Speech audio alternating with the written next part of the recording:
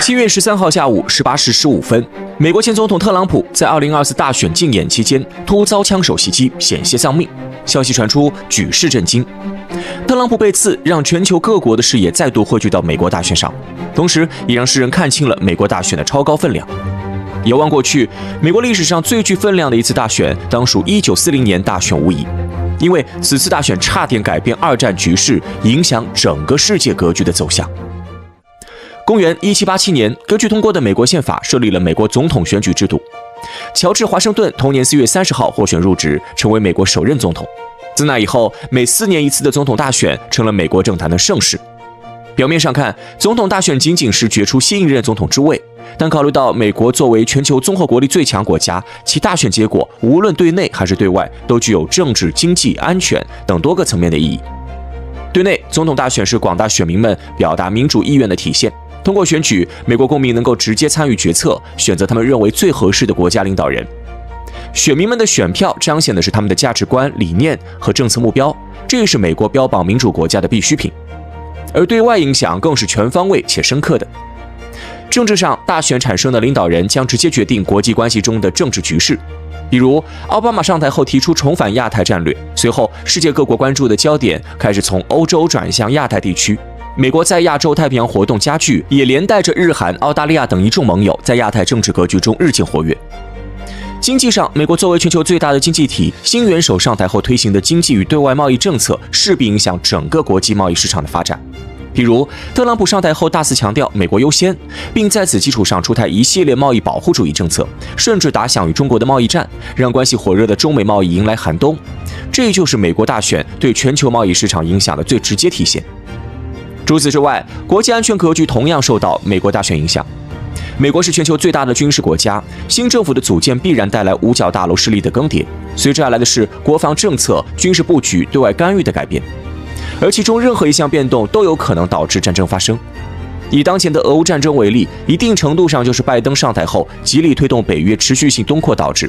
眼下新一届大选在即，特朗普与拜登决出总统之位几乎已成定局。特朗普在竞演中攻击拜登的手段，就是一再声明上台后会立刻结束俄乌冲突和巴以冲突。总统大选的分量以及对全球局势的影响可见一斑。而放眼美国大选历史，大选分量最重的一次，莫过于1940年二战期间的那场竞选。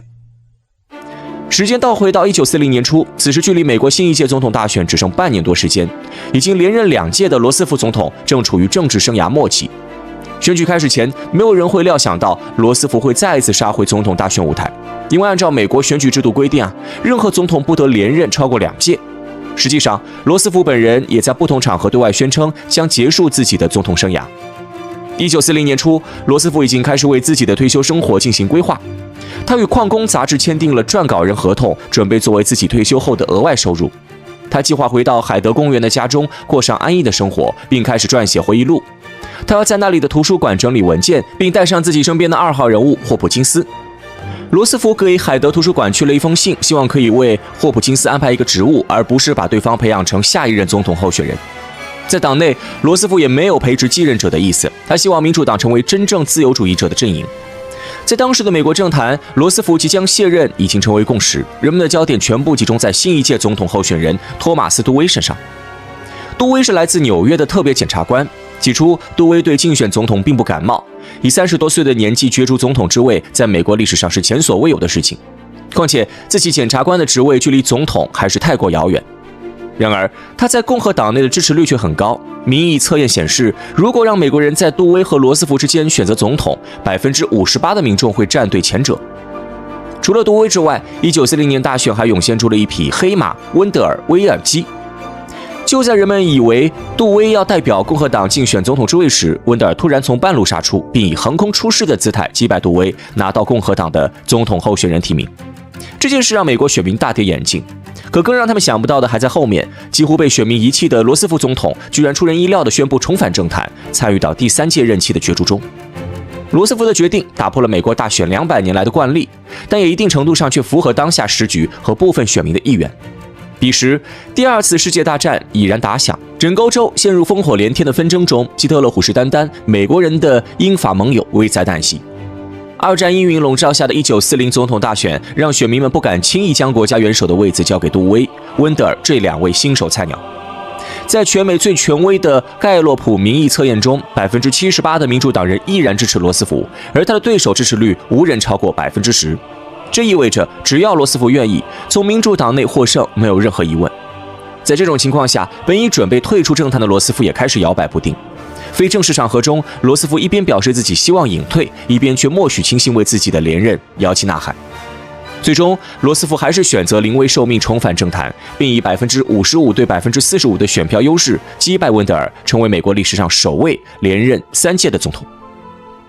站在后来者的角度，罗斯福此次大选获胜，无疑决定了整个二战战局的走向，甚至影响了整个世界的局势。罗斯福是坚定的反希特勒、反法西斯者，他向来主张对希特勒采取强硬手段。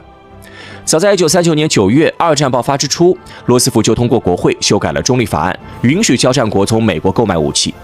法国亡国后，罗斯福愈发感到形势的危急，要求美军积极做好防御准备，准备动用除直接参战外的一切方式，帮助英国打赢这场战争。50艘美国驱逐舰随即浩浩荡荡地奔赴欧洲战场，交付到英国人手中。1941年8月，罗斯福与丘吉尔在军舰上实现会晤，联合发布《大西洋宪章》，内容包括民族自决、海上自由等一系列针对德军的内容。在罗斯福的认知中，希特勒就是战争的代名词，美国必须坚定站在欧洲盟友身后。希特勒大军步步紧逼，美国距离中立越来越远，不断滑下战争一端，只需一点外部力量就能让美国转向战争。时间来到1941年夏天，美国和德国开始在海面上展开不宣而战的战争。为了保护英国盟友的租借物资，美国海军进行了护航。此时，美国的海军政策已经有所改变，做好了参战准备。但罗斯福对此事闭口不谈，他需要一个契机说服国会和反对参战的民众。恰逢在护航过程中，德国潜艇与美国格里号驱逐舰交上了火，罗斯福终于迎来了一个理由。1941年8月2号，罗斯福公开表示，抵抗赤裸裸的武力只能依靠赤裸裸的武力。9月1号，罗斯福在全国广播演说中再次表达了希望粉碎德国法西斯的愿望。此后，美德海军时不时发生交火，两国已经展开实际上的短兵交接。但令罗斯福万万没想到的是，正当他鼓动国内舆论支持对德作战时，日本人却率先对美发动了袭击。1941年12月7号，日本空袭珍珠港，美国太平洋舰队损失惨重。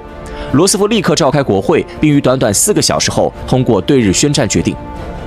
12月11号，德国、意大利对美宣战，美国彻底加入到二战中。彼时的美国已经是全球排名前列的军事与工业强国，再加上远离战场的优势条件，让美国这尊庞大的战争机器疯狂运转起来，从而为同盟国的胜利增添了一个分量极重的砝码。战争开始后，全美工业尽数投入军事生产，全力以赴下的美国工业水平相当于德国、日本两国的总和。1944年，美国国内工业生产更是达到轴心国联盟的2倍。战争期间，罗斯福不光带领美国全力投入到太平洋和欧洲战场，也积极与盟国磋商战后国际规划等问题。1945年2月，美苏英3巨头在雅尔塔实现会晤，罗斯福争取到了苏联对日作战，并准备好了对日本本土投放原子弹。同年8月，美苏携手向日寇发起最后的进攻，苏联大军横扫东北战场，美国人投下原子弹，给了日本人致命一击，拉下了二战最后的帷幕。纵观罗斯福在二战中的表现，无疑对战胜轴心国起到了巨大作用。或若是将此重任交给初出茅庐的杜威或温德尔，这场世界大战会走向何方，谁也无法预料。站在这个角度，1940年美国总统大选毫无疑问决定了世界局势的走向。总统大选名义上仅仅关乎总统之位花落谁家一件事儿，可细细探究下来就会发现，美国总统之位的角逐不仅关系美国国内各项政策的走向，更从全方位影响着整个世界的趋势。1940年，罗斯福击败温德尔，并成功带领美国助力二战的胜利，就是最好的证明。